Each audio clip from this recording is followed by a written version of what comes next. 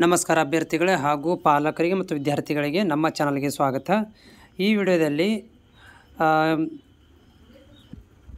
Navodaya ವಿದ್ಯಾಲಯದಿಂದ online ಅಪ್ಲಿಕೇಶನ್ಗಳನ್ನು 2025ನೇ ಸಾಲಿಗೆ admission ಪಡ್ಕೋಬೇಕಂತಂದರೆ online ಅಪ್ಲಿಕೇಶನ್ಗಳನ್ನು ಕರೆಯಲಾಗಿದೆ.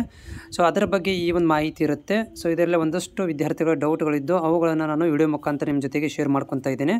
ಸೊ ಇನ್ನೂವರೆಗೆ ಯಾರೆಲ್ಲ ಅಭ್ಯರ್ಥಿಗಳು ಈ ಒಂದು ನವೋದಯದಲ್ಲಿ ಅಡ್ಮಿಷನನ್ನು ಪಡ್ಕೋಬೇಕಂತಿದ್ದೀರಿ ಅಂಥವರು ಅಪ್ಲಿಕೇಶನನ್ನು ಹಾಕ್ಕೋಬೋದು. ಮತ್ತು ಏನಾದರೂ ನಿಮ್ಮಲ್ಲಿ ಡೌಟ್ ಇದ್ದರೆ ನನಗೆ ಕಾಮೆಂಟ್ಸ್ ಮುಖಾಂತರ ತಿಳಿಸ್ಬೋದು. ಈ ಒಂದು ಅಪ್ಲಿಕೇಶನನ್ನು ನೀವು ಹಾಕಬೇಕಂತಂದರೆ 5ನೇ ತರಗತಿಯಲ್ಲಿ ಅಂದರೆ ಈ ವರ್ಷದಲ್ಲಿ 24-25ನೇ ಸಾಲಿನಲ್ಲಿ ಶೈಕ್ಷಣಿಕ ಸಾಲಿನಲ್ಲಿ ನೀವು ಓದುತ್ತಿರಬೇಕು, 5ನೇ ತರಗತಿಯಲ್ಲಿ ಓದುತ್ತಿರಬೇಕು. ಸೊ ಅಂಥ ವಿದ್ಯಾರ್ಥಿಗಳು ಸೆಪ್ಟೆಂಬರ್ 16ರ ಒಳಗಡೆ ಅರ್ಜಿಯನ್ನು ಸಲ್ಲಿಸಬಹುದಾಗಿದೆ. ಅದರ ಜೊತೆಗೆ ಡಿಸೆಂಬರ್ ಕಡೆಯ ವಾರ ಅಥವಾ ಜನವರಿ 1ನೇ ವಾರದಲ್ಲಿ ಅಡ್ಮಿಟ್ ಕಾರ್ಡ್ ಬಿಡುಗಡೆ ಆಗುತ್ತದೆ. ಅಡ್ಮಿಟ್ ಕಾರ್ಡ್ ಅಂತಂದರೆ ನೀವು ಒಂದು ಎಂಟ್ರೆನ್ಸ್ ಎಕ್ಸಾಮ್ಸ್ ಪರೀಕ್ಷೆಯನ್ನು ಬರೀಬೇಕಾಗತ್ತೆ. ಆ ಒಂದು ಪರೀಕ್ಷೆಗೆ ನಿಮಗೆ ಹಾಲ್ ಟಿಕೆಟನ್ನು ಡಿಸೆಂಬರ್ ಅಥವಾ ಜನವರಿ ತಿಂಗಳಲ್ಲಿ ಈ ಒಂದು ಹಾಲ್ ಟಿಕೆಟನ್ನು ಬಿಡುಗಡೆ ಮಾಡ್ತಾರೆ. ಅದು ಮೊದಲನೇ ವಾರದಲ್ಲಿ ಈ ಒಂದು ಹಾಲ್ ಟಿಕೆಟನ್ನು ಬಿಡುಗಡೆ ಮಾಡ್ತಾರೆ. ಜನವರಿ 18, 2025 ಶನಿವಾರದಂದು ಬೆಳಿಗ್ಗೆ 11ರಿಂದ 1:30ರವರೆಗೆ ಪರೀಕ್ಷೆ ನಡೆಯುತ್ತದೆ.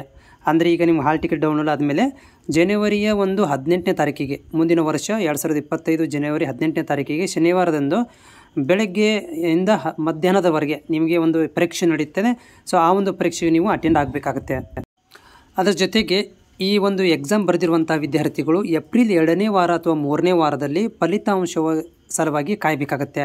ಯಾಕಂತಂದರೆ ಅವರ ಪ್ರಕಾರ ಏಪ್ರಿಲ್ ಅಥವಾ ಇದು 2ನೇ ಅಥವಾ 3ನೇ ವಾರದಲ್ಲಿ ಫಲಿತಾಂಶವನ್ನು ಪ್ರಕಟಣೆ ಮಾಡ್ತೀವಿ ಅಂತ ಹೇಳಿದ್ದಾರೆ. ಅದರ ನೀವೇನು ಎಕ್ಸಾಮ್ ಬರೆದಿರ್ತೀರಿ ಸೊ ಆ ಒಂದು ಎಕ್ಸಾಮ್ಗೆ ನೀವು ಏಪ್ರಿಲ್ ತಿಂಗಳ ತನಕ ಕಾಯಬೇಕಾಗತ್ತೆ.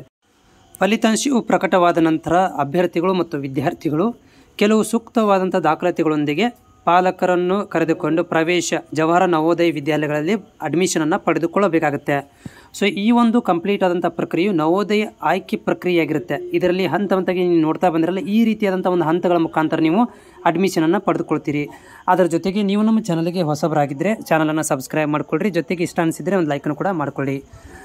ನೆಕ್ಸ್ಟ್ ಇನ್ನೊಂದು ಪಾಯಿಂಟ್ ಏನಂತಂದರೆ, ಏನು ನೀವು ಒಂದು ಅಡ್ಮಿಷನನ್ನು ಪಡೆದಿರ್ತೀರಿ ಅಂಥ ವಿದ್ಯಾರ್ಥಿಗಳು ಜುಲೈ 1ನೇ ವಾರದಲ್ಲಿ 6ನೇ ತರಗತಿ ಪ್ರವೇಶ ಪಡೆದಿರುವಂಥ ವಿದ್ಯಾರ್ಥಿಗಳಿಗೆ ತರಗತಿಗಳು ಆರಂಭ ಆಗ್ತವೆ. ಅಂದರೆ ಮುಂದಿನ ವರ್ಷ ಜುಲೈ ತಿಂಗಳಲ್ಲಿ ಅಡ್ಮಿಷನ್ಸ್ಗಳನ್ನು ಪಡ್ಕೊಂಡು ಜುಲೈ 1ನೇ ವಾರದಲ್ಲಿ ನಿಮಗೆ ಕ್ಲಾಸಸ್ಗಳು ಆರಂಭವಾಗ್ತವೆ.